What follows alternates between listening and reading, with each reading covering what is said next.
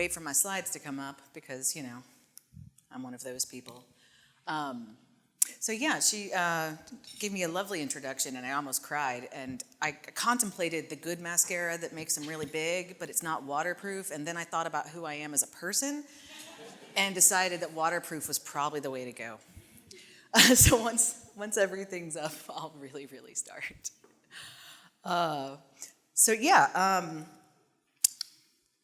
I do want to take a second to kind of piggyback off what Liberty said about if you're just getting started, coming to events like these and making connections is so important. I went to a Women Who Code hackathon and met Erica and Beth and Angel, and they actually gave me my first opportunity to speak. So I'd just like to publicly mention all of the people that they have helped to get farther in their careers and say a public thank you. Let's do this. First, I want to tell you a little bit about me, because I like to know who's talking to me and have some context on the person. So first of all, my family is my world, and I'm fortunate to have 3 incredible tiny humans and be married to my absolute bestie. And in fact, 2 of my kids are here today, which makes today an incredible day for me. I'm also really fortunate to have 2 magnificent sisters that bring so much joy to the world and are absolutely my people. I have another family. I've done Kodokan Judo for 26 years, as well as some other arts, and my training partners and teammates are much like family to me, so I'm incredibly fortunate. When I retired from Judo, I did a few different careers. I was a bodyguard at one point. I was in medical office management, which is just soulless, awful work that makes you want to question everything. And then I was a stay-at-home mom, which was great because I got to spend lots of time with them, but that is 24/7 hard work, and I'm inherently lazy. So it didn't work out for me. So as Liberty said, I did the coding boot camp at Georgia Tech, and anyone who is questioning going to a boot camp or knows someone who is, my DMs are open on LinkedIn because it changed my life. It also changed the life of my sister, who attended and got out of a horrible career, and my brother, her husband. I would say brother-in-law, but I only say in-law if I hate you. So my brother changed his life completely. So I'm always open to answer questions about that. After 4 years in DevOps, which it's a really fun thing to go to a web dev boot camp and decide halfway through you hate web dev. But what's this cool DevOps thing I heard about? But I've just recently transitioned to developer advocacy because one of my favorite things in the world is to get people excited about tech, because we sit at our desks and type alphanumeric characters that change the world. And if we lose sight of that, it gets less exciting. It's super exciting. So that's enough about me. First, I want to thank the organizers again. I was here in 2019, and I'm so thankful to be back in person. And can we just applaud all of the hard work that went into this event?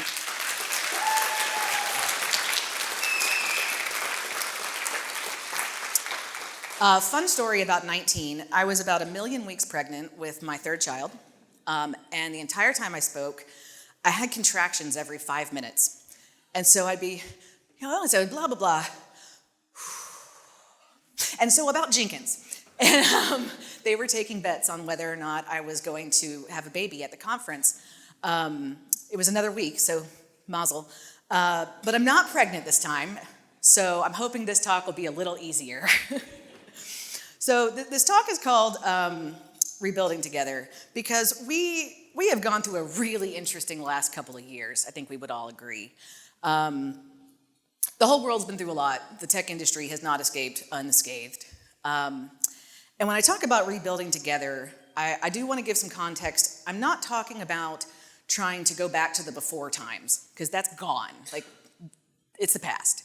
When I say rebuild in this particular talk, I'm talking about making something beautiful and new out of the ashes of all the things we've lost. I do want to give a content warning for anyone who needs it. I do at some point mention death and suicide. So as you can tell, this is going to be a really lighthearted, uplifting, super fun time.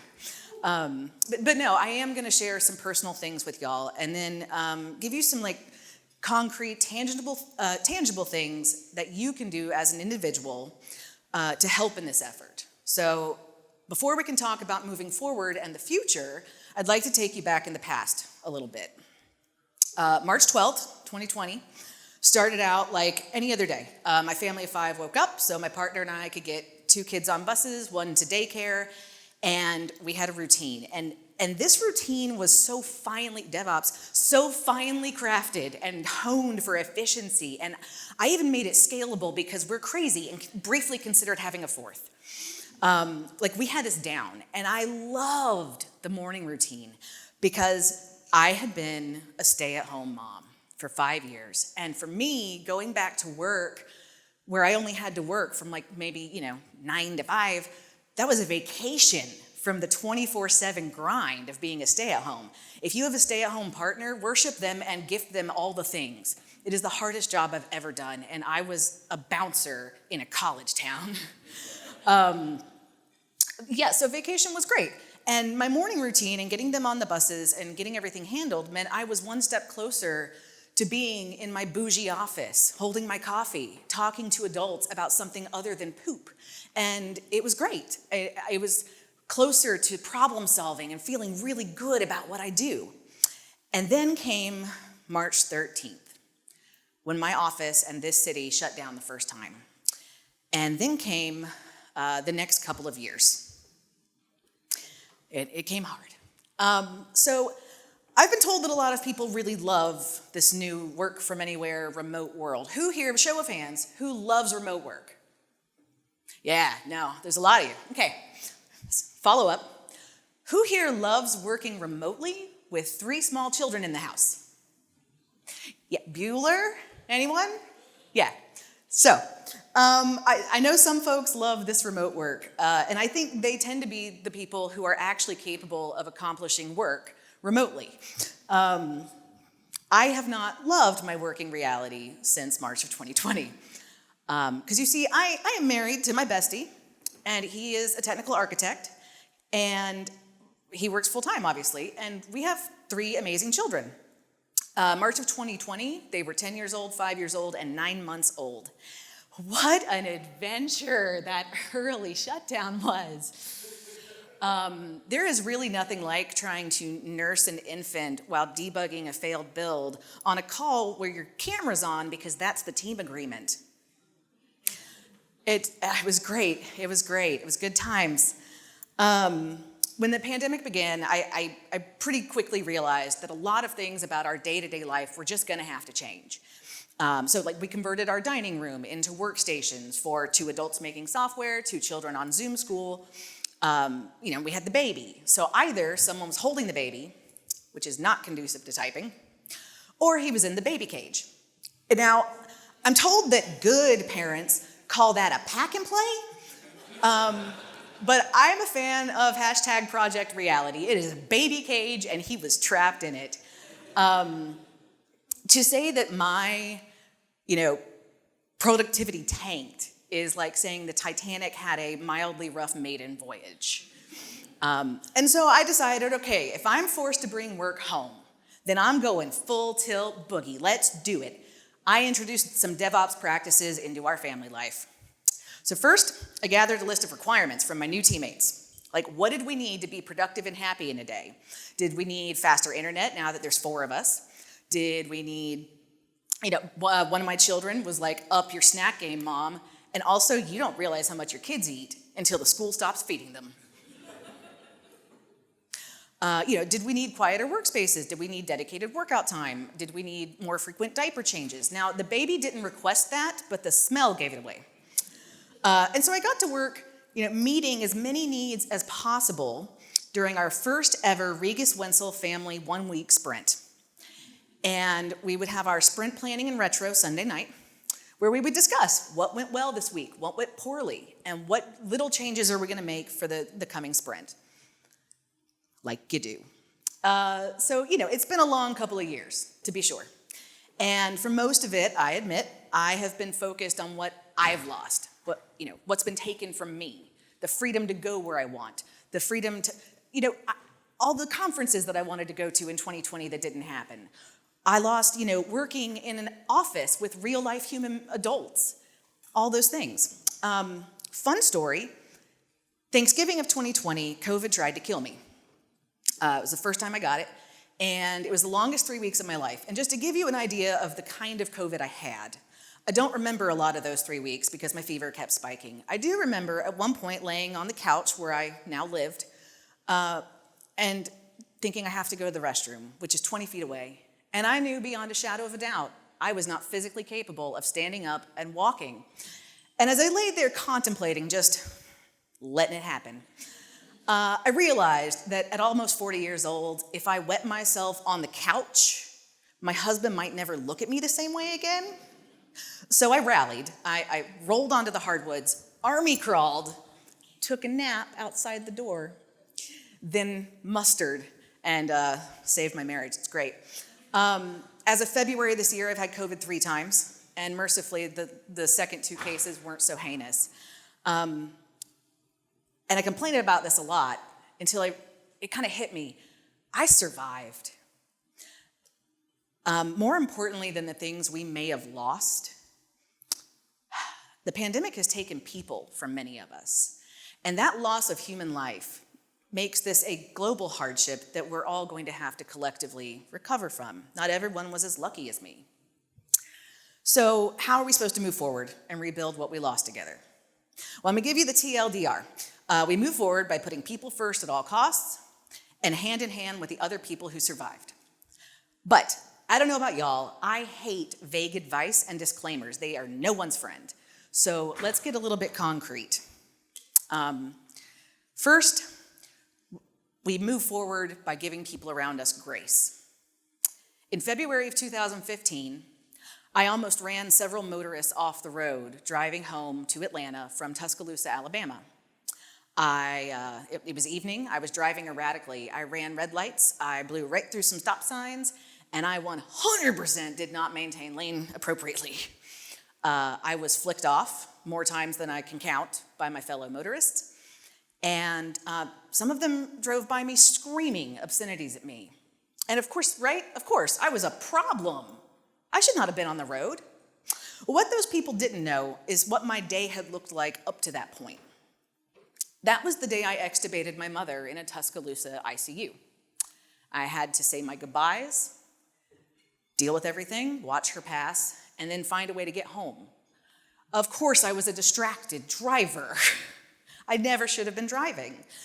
To rebuild this community and the world around us in general looks like remembering that, especially when people are being a problem, we have no idea what they're going through. And so what does this look like in this community? A coworker drops the ball on a work item. Before getting irritated, before snapping, "Why didn't you get this done?" Let's start with, "Hey, I feel like you're struggling. What can I do to support you to get this done?" You have no idea if maybe their partner just got a cancer diagnosis. Maybe they're falling behind at work because they just put their dog down and they're real sad. Or maybe it's nothing that dramatic. Maybe they just they gained the COVID-19, they have an important job interview coming up and nothing fits. Maybe they're just all out of spoons and burnt out. You have no idea. Go ahead and assume that they want to be good at their job, they want to get things done, and offer to support them before making assumptions. If we focus on helping one another, we can get through this and make a new community. Fred Rogers is famously quoted as saying, "When I was a boy and I would see scary things in the news, my mother would say to me, 'Look for the helpers. You will always find people who are helping.'" Rebuilding together looks like being the helpers. And I want to be clear, I do not mean being the martyrs. I am a firm believer that you always put your own mask on first, as it were, and you have to take care of yourself. As I teach my children, if you can't help, you can't help. But if you can help, you must. God, mothering win. Yes. And so we have to actively seek out opportunities to serve one another and be good teammates. So what does this look like? Maybe this looks like a more junior teammate is frustrated and struggling, and so you take time to offer to pair program and mentor, ideally before they're frustrated with what they're doing. Maybe this looks like it's end of sprint, you've finished all your tickets. Instead of taking a day or two to upskill or drink coffee or whatever you do when you don't have things, Look for who has a lot of outstanding points and offer to help them. Typically, when people are falling behind at work, it's either that something is going on at home or they don't know how to solve the problem and they're struggling. Instead of just saying, well, I'm done with mine, offer to help, offer to support. The software doesn't write itself, the people do. We have to take care of the people, and we can do that together. Or maybe being the helper looks like just really noticing the moods and mental health of the people around you and checking in on people when they seem like they need checking in on. Or, and spoiler alert, checking in on those who seem fine. Which brings me to probably the biggest takeaway I hope you get from this talk. Mental health matters, and it is, in my opinion, the single most important thing we all need to rebuild together. The pandemic was unkind to the mental health of most of us. After just a few months working remotely, floundering to adapt to my new normal, I hit a wall. I was depressed, I stopped sleeping hardly at all, and I developed alcohol use disorder. I was just a hot mess. And I found myself thinking about how maybe the world would be a better place without me in it. Or at the least, how much easier it would be for me if I didn't have to try to be in this world. And I came very close to acting on those thoughts many times. And I ended up doing almost 8 weeks at an intensive outpatient therapy program for women with complex PTSD. It's me. I've lived with that condition for most of my life, but the pandemic just magnified it.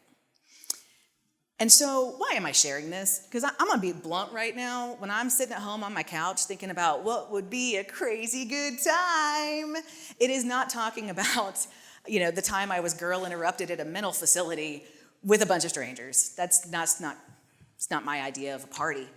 I'm telling you this because no one noticed. If I was on a Zoom or a Meet and my camera was on, I was this Val. In fact, I was checking in on everyone else. I was everyone's online cheerleader. And I was also on the brink of ceasing to exist. I tried one time to low-key share with a coworker that I wasn't okay.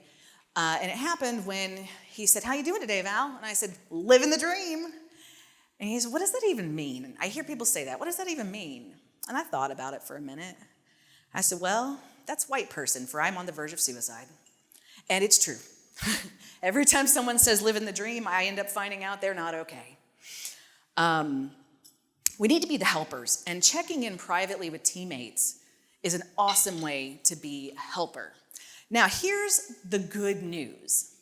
The easiest way to check in with someone is not to go to them and say, "Hi, are you mentally stable?" The easiest way to check in with people is to be transparent about your own struggles. As it turns out, if you block off an hour on your calendar and instead of making it private, say weekly therapy, and no one can make an appointment during that time, everyone who sees it knows that you're safe to talk to about therapy. If you're talking about your own struggles or the new antidepressant you're trying, if you're casually throwing out your reality, it lets people around you know that you are safe to come to if they're struggling. And it is the easiest way to be a helper when it comes to mental health. I know it sounds trite, but go with me here. It's also important to move forward with gratitude for the things that have come out of this that are good. For example, my partner and I have had to really band together as team parent because we are outnumbered by team kid. And before the pandemic, we had a very strict division of labor. You do this, I do this. Once we had the shutdowns, we no longer had that. We had to take up slack for one another to look at, okay, how can we work together to get each of us at least 2 to 4 hours a day of quiet time to work? There were days I literally worked 2 hours because that's what I had.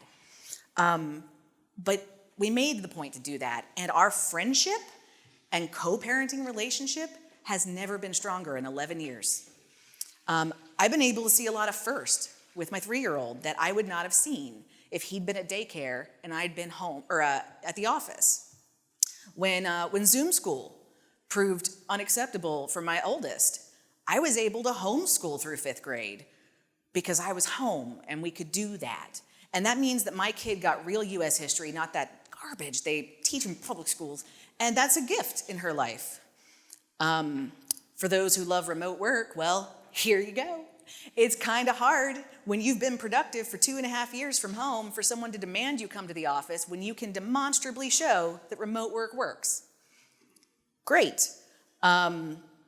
Because I was home, it was a much easier sell when I went to my then manager and asked to work half days for 8 weeks so that I could go to a treatment center and deal with my mental health for a bit. And that program saved my life at the time. And I'd like to make it clear that mental health is not a journey like this. It is a journey like this.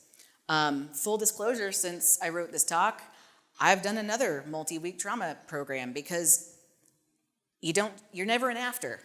You got to keep working on it. I'm really thankful that the times I've gone to managers and said, hey, I need time and I need to work on this, or you're not going to have an employee. They've said, absolutely, take the time you need. We support you. And I didn't have to worry about losing my job over taking care of my health. I have basically been able to live in elastic waist pants the last 2.5 years, and that is awesome. And that Zoom feature to touch up my appearance, the vain little thing inside of me loves that feature. I hate it when I have to do a Google Meet and they don't have it. So the pandemic has changed more than just how we work, right? It's changed us as people. 2 years ago, if I had been asked to think about work, coworkers, the development life cycle, any of it, what would have come to mind would have been like Scrum teams organically implementing disruptive solutions, or like a development team synergistically innovating future-proof applications, or like other random corporate jargon. And there would have been a montage of like a boardroom full of people arguing with a big whiteboard and someone furiously scribbling. And and there's always a montage in my head, just there's one right now. But now that's not what I see. I see me with my work machine in the living room, trying to do a meeting, and realizing that just over to my left, my 9-month-old baby was for the first time bravely letting go of the couch and taking his first steps. I couldn't focus the rest of that meeting because I was so in awe of his courage. That's terrifying. Walking is just a series of controlled falls, right? That's terrifying. I was so proud of his courage. When I think about work now, I think about rushing to a park or a playground, mobile hotspot in hand, in between meetings, so that my kids aren't on screens 24/7 and I can still get some work done. That's what I see now. I am thankful to work for Startree, where it's understood that people come first, and that if we're going to talk about doing anything together in business, we're no longer talking about our coworkers, leaders, and customers. Together, our team now involves our partners, our children, our parents, and our pets, right? I'm thankful to belong to this community, which I know will take to heart the call to action issued today and work as one to rebuild as a collective. I am thankful for lessons learned since the pandemic began, even and possibly especially the really hard-learned lessons. Rebuilding this space together will take love and a sense of community and bravery. It takes courageous vulnerability to be transparent about your mental health to make people around you feel safe. It takes bravery to go to your manager and say, this is not working, I'm burnt out, I'm not okay, I need to take care of me. It takes strength to take care of yourself first and then help as many people as you can around you. I hope we can all be like my 3-year-old, and even in the midst of a really difficult period in history, bravely let go of the proverbial couch and take the next steps to rebuild together. Thank you.